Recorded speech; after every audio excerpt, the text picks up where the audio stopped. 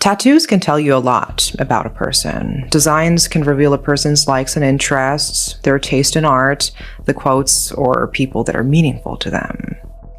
In tragic circumstances, they can be used to identify a body, but they don't usually identify a person's killer. In May 2019, Indonesia was shaken by a case that horrified the nation. Human remains were discovered inside one of the largest traditional markets in East Java. A woman's body had been cut into pieces, and on the victim's feet were words, a name, and a sentence referencing a church. The name was not hers, it was his. This is the Pasar Besar Malang murder and mutilation case. On Tuesday, May 14th, 2019, at around 1:30 in the afternoon, a merchant named Samsul Arifin was going about his day on the second floor of the traditional Indonesian market, Pasar Besar Malang. Unlike the kind of small weekend farmers market that you might picture, Indonesian traditional markets are enormous, permanent, multi-story commercial complexes where hundreds of vendors sell everything from fresh vegetables and meat to clothing and household goods. Open every day from the early hours of the morning, Pasar Besar is one of the largest of its kind in the city of Malang, drawing thousands of shoppers daily. For Samsul, it was just another day at work, but there was something bothering him that afternoon. A smell, putrid, unmistakable. He assumed it was a dead rat and reported it to a security officer. The two of them tracked down the source together, and what they found was not a rat. Tucked beneath the market stairs were the arms and legs of a human body. From the torso, which was found in a bathroom, investigators could determine the victim was a woman. Duct tape had been placed over her genitalia. Her head was found separately, wrapped inside a black plastic bag. The police were called immediately. The scene was grim, but seasoned investigators had seen violent crimes before. But what made even the most experienced officers pause was something on the victim's feet, writing on both soles. On one foot, a sentence in Indonesian read, "The revelation I received from the Chomboran church with a family I met." On the other, a single name, Sugeng. At first, investigators assumed the writing had been done with a pen, but no matter how hard they tried to wash it off, the ink wouldn't budge, wouldn't smudge. Only then did they realize it wasn't scribbled on. It was a tattoo. These bizarre words had been deliberately, carefully carved into her skin. A nationwide search began almost instantly. Within a day, the name led investigators to a real person. There isn't much documented about Sugeng Santoso online, and what little is known about him paints a picture of a man living on the margins of society. He was 49 years old at the time of his arrest, a middle-aged man who had long since drifted away from any stable life. He had previously rented a small, cheap room in the Jodipan neighborhood of Malang, but had ended up homeless. Locals there already knew who he was.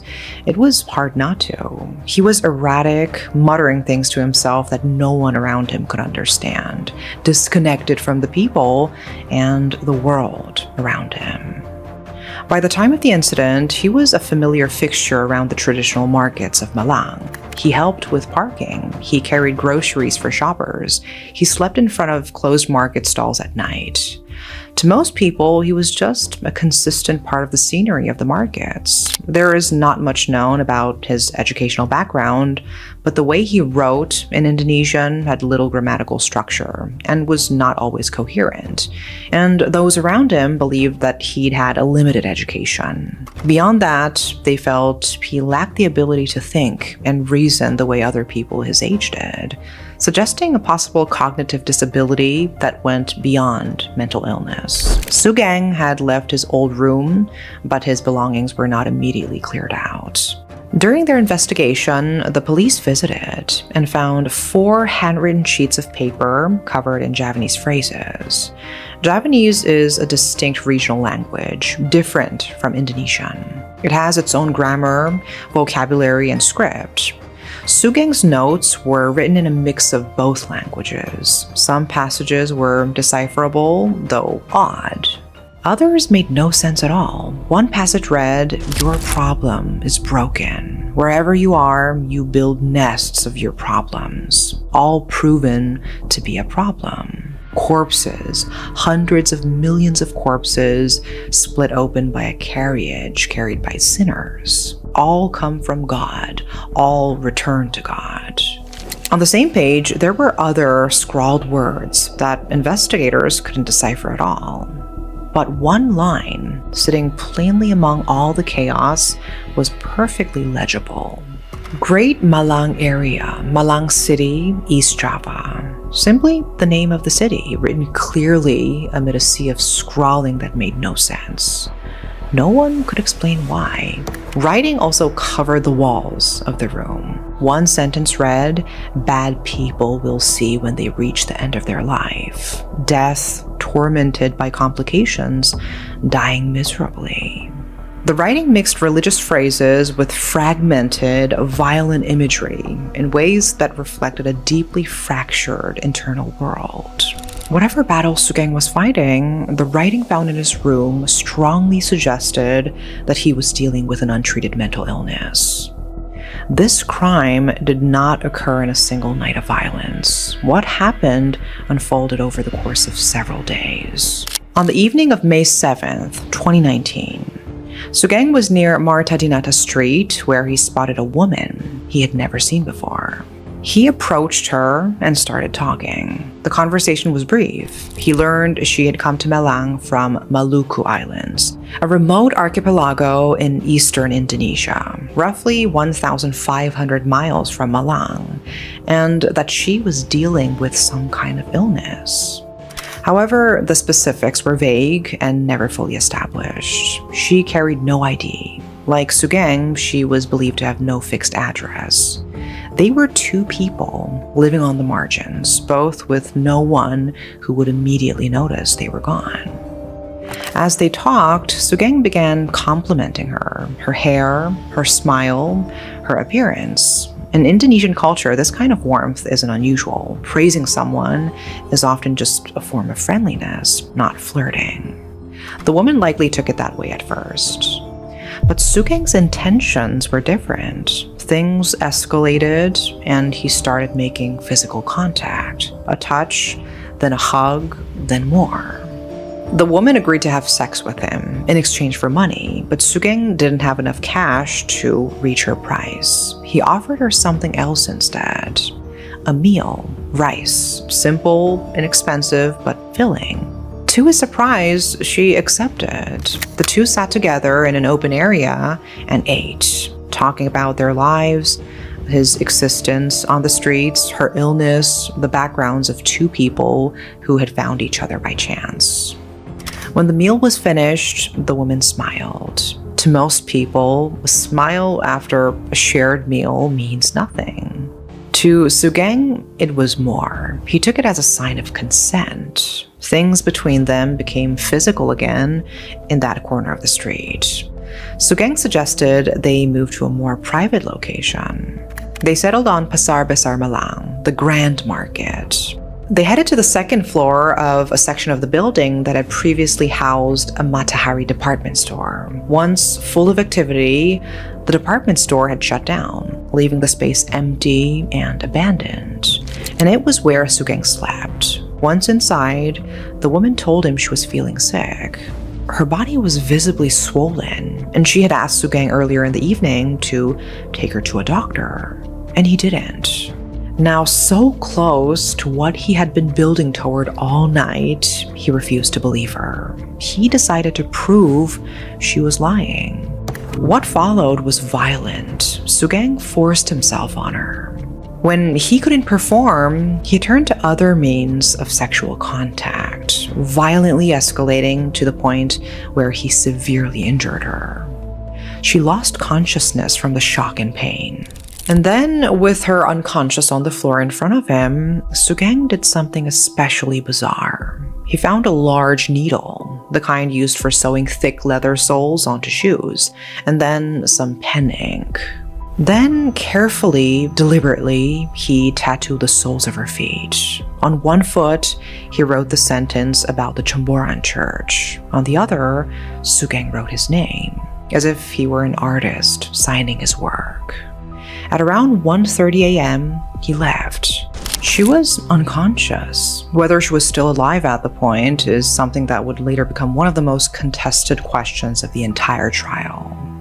Sugang would later claim she had already stopped breathing, that he checked her and found no signs of life. The prosecution would argue the opposite, and that question was never definitively resolved. He walked out of the market and disappeared into the dark. This is the part the original accounts often gloss over, but it's the part that defines what kind of crime this actually was.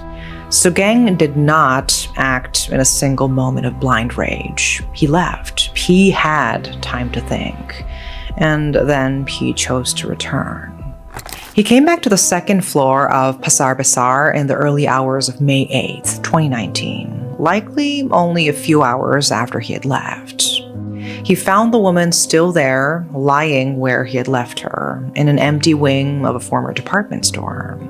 Whether she was still alive when he returned or had already died from her injuries was disputed at trial and was never conclusively proven either way. What is not disputed is what happened next. He killed her. He cut her throat with a pair of scissors. Blood spattered across his shirt and pooled across the floor beneath the stairs. He dragged her body to the market bathroom and dismembered her, cutting her into 6 pieces, removing her legs, her arms, and separated her head from her torso. Her head was wrapped in a black plastic bag. Her limbs were placed under the stairs, and her torso was left in the bathroom, in the open. He made no real effort to conceal her remains. By the morning of May 14th, 6 days later, the smell had begun to draw attention. The tattoo gave investigators their most significant lead. They had a name, and the sentence on her foot referencing the Chomboran church. Police canvassed each church in the Chomboran area, one by one. At one of them, a staff member recognized the name Sugang and pointed the police toward a rented room in the nearby Pulehan neighborhood. The room was largely empty. Sugang had long since moved on, but the writing on the walls and papers confirmed they had the right person. The following day, May 15th, a piece of clothing was recovered from the crime scene. Police brought in their K9 unit. The dogs were given the scent and led officers along a path that ended at Panchabuti Mortuary on Marta Dinata Street, roughly 1 kilometer from the market.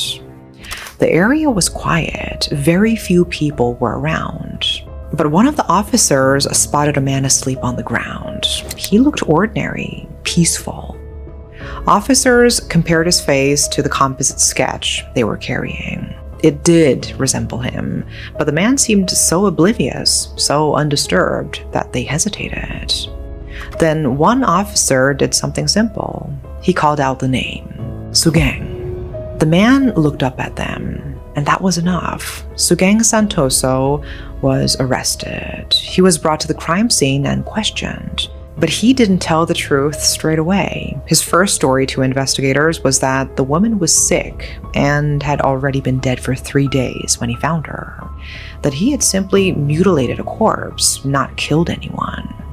He wasn't the murderer, he claimed. He was just someone who had stumbled upon a body. The police didn't buy it. The blood evidence told a different story entirely. Large pools of blood under the stairs and throughout the bathroom. And the blood splattered across the shirt they had found, which was still in their possession. The blood evidence was consistent with murder, not the mutilation of a body. Investigators also noted that Sugang himself had let slip details during questioning that only the killer would know. As the police psychiatrist would later state, there was a story he was trying to hide. Confronted with the physical evidence, Soo-gang eventually dropped the pretense and confessed to everything.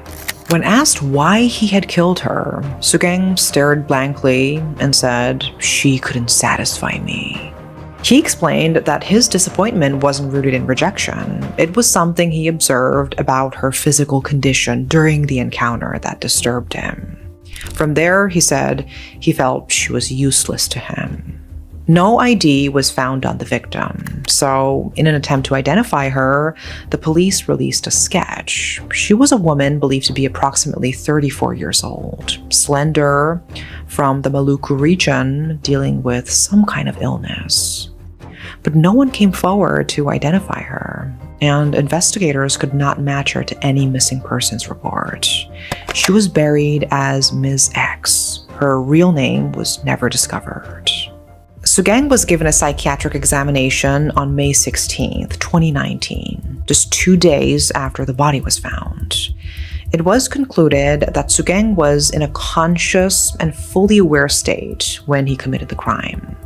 The examination also found that he had strong tendencies toward violence, was prone to suppressing his emotions, and that this kind of suppressed rage had the potential to explode without warning, exactly as it appeared to have done. Experts who assessed him during the trial went further, characterizing him as an aggressive psychopath with indicators of schizophrenia and an apparent sexual pathology.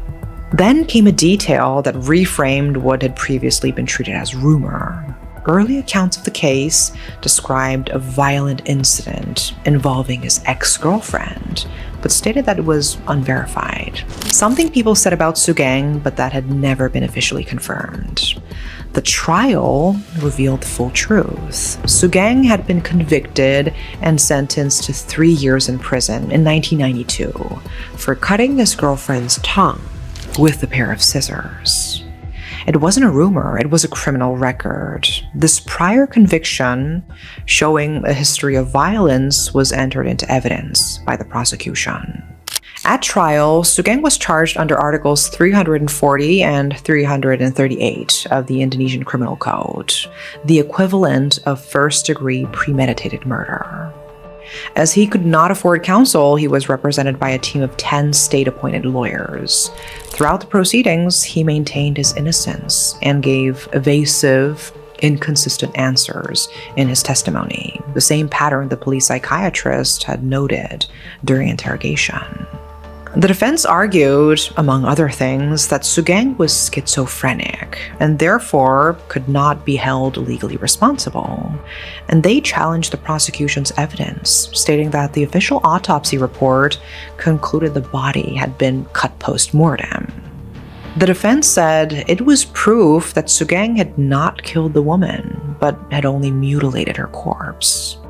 The prosecution countered with the blood evidence. The volume and distribution of blood at the crime scene was consistent with that of a living person, not a dead body. And Soo-gang's own confession, combined with his attempt to wash away the blood, pointed unmistakably to a man who knew he had committed murder and was trying to hide it. The sentencing hearing itself was delayed 3 separate times because prosecutors weren't prepared to read their closing argument, a situation that frustrated the presiding judge, Dina Pilitas Mara, who at one point threatened to release Soo-gang from detention if the prosecution failed to meet the legal deadline for the conclusion of the trial. When the defense finally presented their closing argument, they called it the never-ending proof, a phrase that Soo-gang himself had uttered during a preliminary hearing, and which his legal team adopted as their central thesis. That the evidence against him was so perpetually inconclusive, it could never truly convict him. It didn't work. Any hope that his unstable mental state might work in his favor was undone during the crime reconstruction on June 18, 2019, where he reenacted 38 separate scenes across 2 different locations, attended by prosecutors, defense lawyers, and police. And during that process, Sugang admitted he had planned to dispose of the body parts outside the market entirely. That admission of deliberate intent sealed his legal accountability. On Wednesday, February 26, 2020, the Malang District Court sentenced Sugang to 20 years in prison, lighter than the life sentence prosecutors had requested.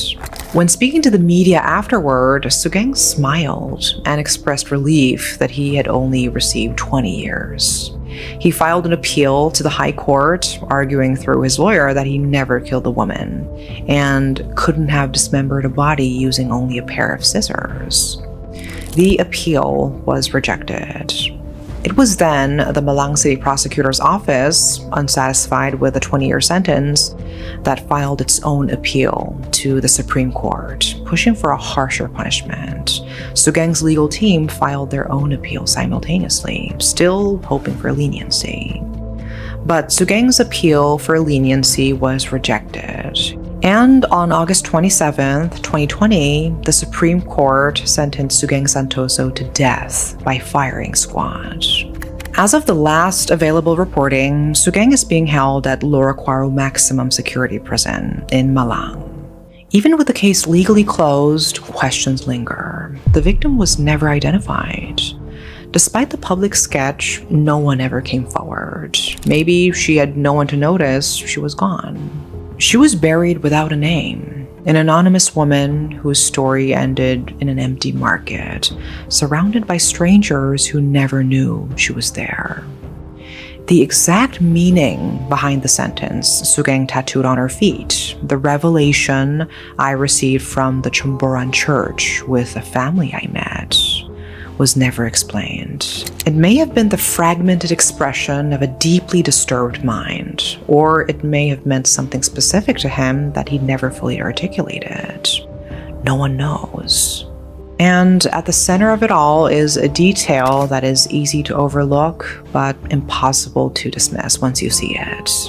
Sugang left that night. He walked away while she was still alive, and he had time to make a different choice, but he came back anyway.